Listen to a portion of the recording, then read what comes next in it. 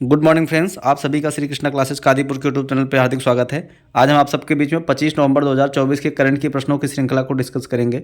बहुत ही इंपॉर्टेंट प्रश्न है। आज के प्रश्नों की श्रृंखला को आपको स्किप नहीं करना है।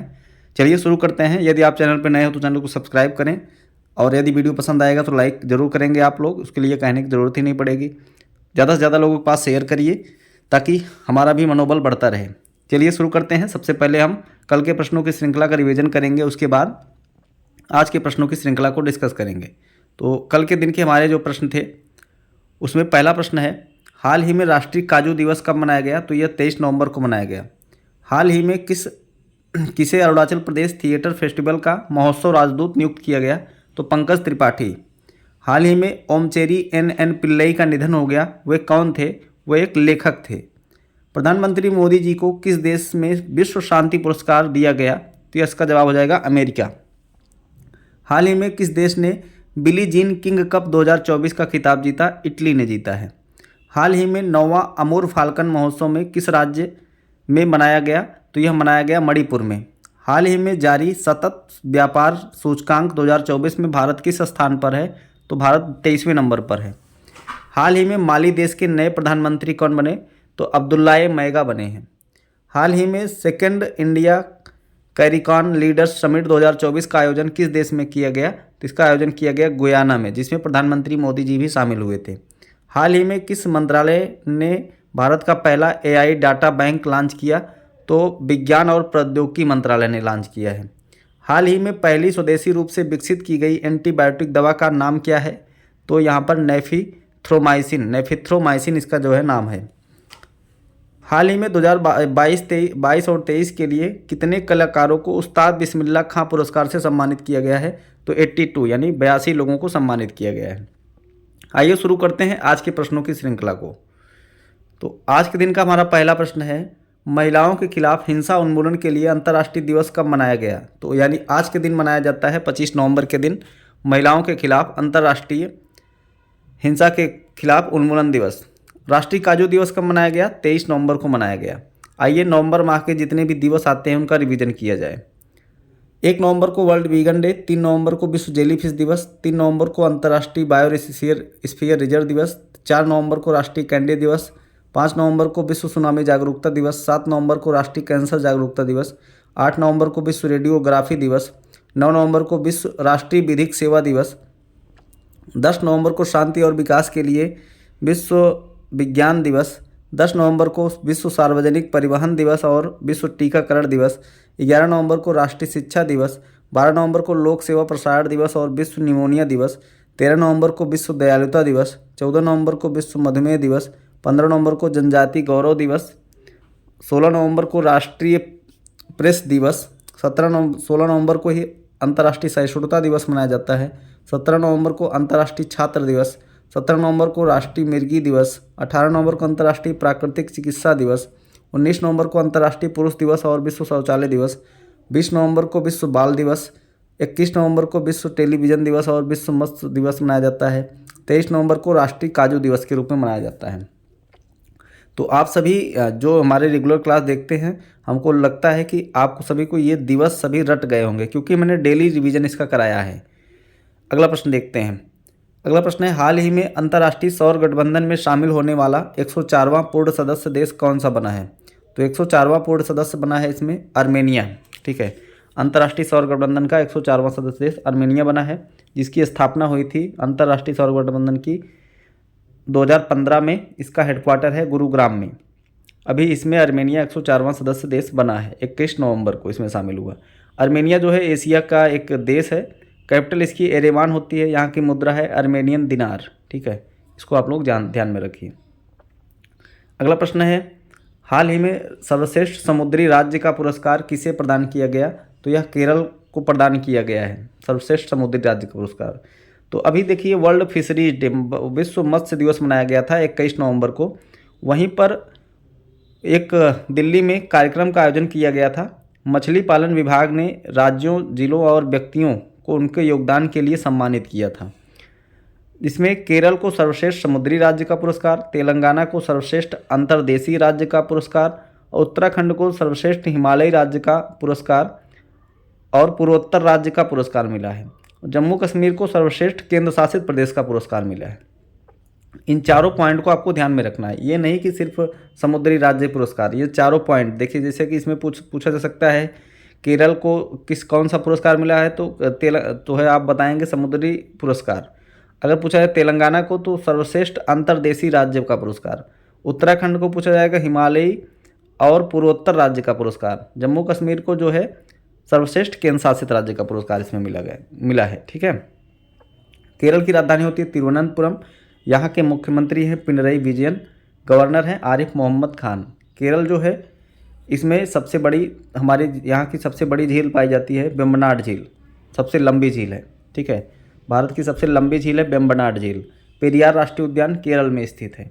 इडुक्की बांध जो है केरल में स्थित है। अगला प्रश्न देखते हैं, हाल ही में टेस्ट किए गए दुनिया का सबसे ताकतवर रॉकेट का नाम क्या है?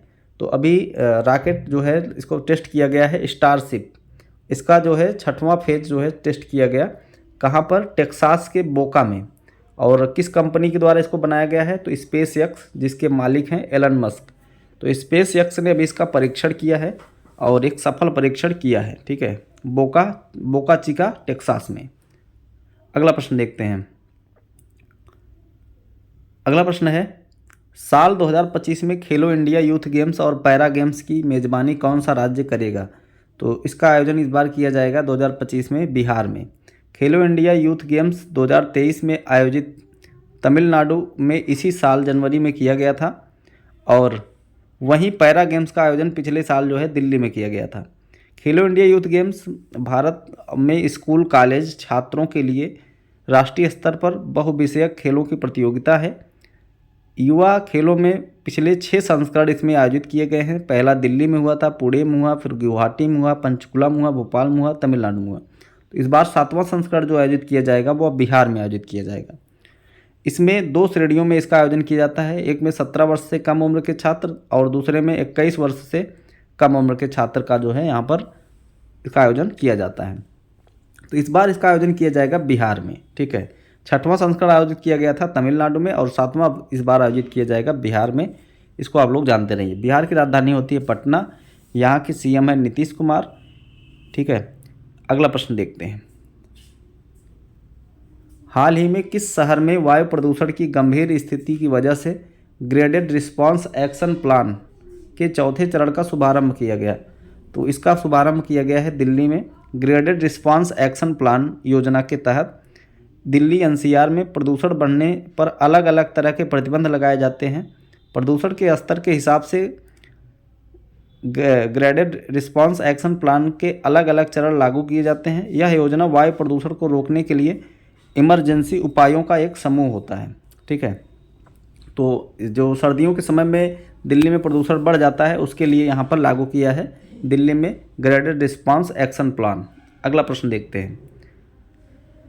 अगला प्रश्न है, लोकसभा अध्यक्ष ओम बिरला ने भारत के पहले संविधान संग्रहालय का उद्घाटन कहाँ किया? तो इन्होंने इसका उद्घाटन किया है हरियाणा में। संविधान संग्रहालय का उद्घाटन आप चित्र के माध्यम से देख सकते हैं कि यहाँ पर ओम बिरला साहब ने इसका उद्घाटन किया है हरियाणा में। तो अभी चर्चा में रहे जो प्रमुख संग्रहालय है उनका हम रिवीजन कर लें।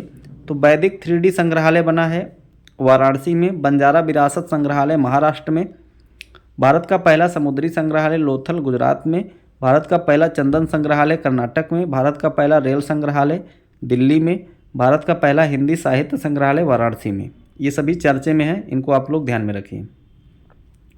अगला प्रश्न देखते हैं। अगला प्रश्न है, अंतर्राष्ट्रीय अपराध न्यायालय ने किस देश के प्रधानमंत्री के खिलाफ वारंट जारी किया है? तो इजराइल के प्रधानमंत्री के खिलाफ यहाँ पर वारंट जारी किया है जिनका नाम है बेंजामिन नेतन्याहू। तो इंटरनेशनल क्रिमिनल कोर्ट के द्वारा इसको जो है बेंजामिन नेतन्याहू के खिलाफ गिरफ्तारी वारंट जारी किया गया है। यह वारंट उनके खिलाफ गंभीर अंतर्राष्ट्रीय अपराधों जैसे कि मानवाधिकारों का उल्लंघन, संभावित युद्ध अपराधों के आरोपी के चलते जारी किया गया है। ठीक है, तो अभी आप जान नहीं रहे हो कि जो है ईरान और इजराइल आपस में टकरा गए हैं। उसके पहले भी वहाँ पर गाज़ा पट्टी में तमाम जो है बमबारी की गई है, जिसकी वजह से काफ़ी वहाँ पर लोगों की जनधन की हानि हुई है, लोग अपने घर से बेघर हो गए हैं। तो उसके चलते वहाँ पर इनके खिलाफ अंतर्राष्ट्रीय क्रिमिनल कोर्ट ने जारी कर दिया है कि इनको गिरफ्तार कर लिया जाए। 2023 में भी गिरफ्तारी वारंट जारी किया गया था रूस के प्रधानमंत्री के ऊपर। तो आईसीसी मतलब इंटरनेशनल क्रिमिनल कोर्ट, इसकी स्थापना 2002 में हुई थी। इसका मुख्यालय द हेग नीदरलैंड में है। अगला प्रश्न देखते हैं। हाल ही में कैलाश मकवाना किस राज्य के नए डीजीपी बनाए गए? तो कैलाश मकवाना मध्य प्रदेश के नए डीजीपी बनाए गए हैं। मध्य प्रदेश की राजधानी भोपाल होती है। यहाँ के सीएम हैं डॉक्टर मोहन यादव और यहाँ के गवर्नर हैं मंगू भाई छगन भाई पटेल। अगला प्रश्न देखते हैं।